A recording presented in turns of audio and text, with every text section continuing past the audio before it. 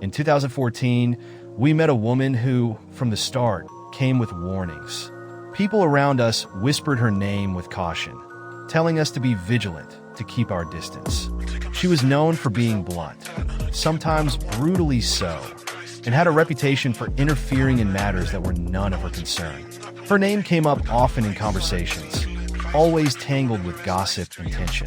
We were told she had a way of twisting the truth, causing chaos in her wake. And yet, despite the warnings, there was something about her that drew people in. She had this way of presenting herself as someone deeply invested in helping others. At first, we were cautious. We watched her closely, never letting our guard down. When we spoke to her, she would nod in understanding, her face a mask of sincerity. She assured us over and over again that all she wanted was to contribute, to be part of something bigger than herself. There was a glimmer of hope.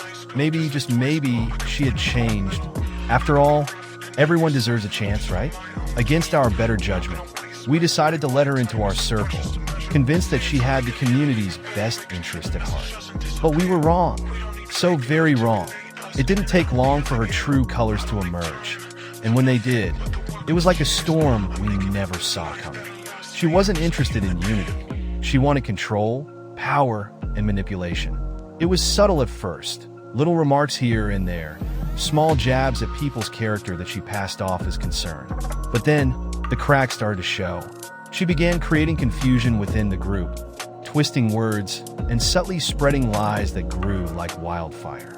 She was skilled at this, weaving narratives that pitted people against one another, always positioning herself as the one who knew better, the one who had everyone's best interests at heart.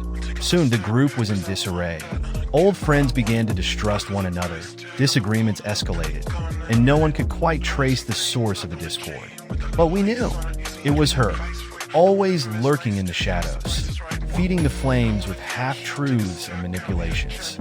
She would defend the most absurd actions, covering up for mistakes in a way that seemed almost deliberate, like she wanted to see everything fall apart, just so she could pick up the pieces and reassemble them in her own image.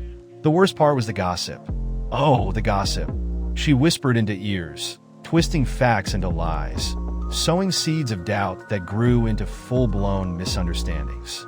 Neighbors began to look at each other with suspicion, and people who had once stood together now found themselves on opposite sides of invisible lines, all thanks to her meddling. It was as though she thrived on the chaos she created, watching with a smirk as everything fell apart around her. We realized too late what we had done by letting her in. The damage was done, and there was no easy way to undo it. But one thing we know very well is that karma always follows, and this story is to be continued.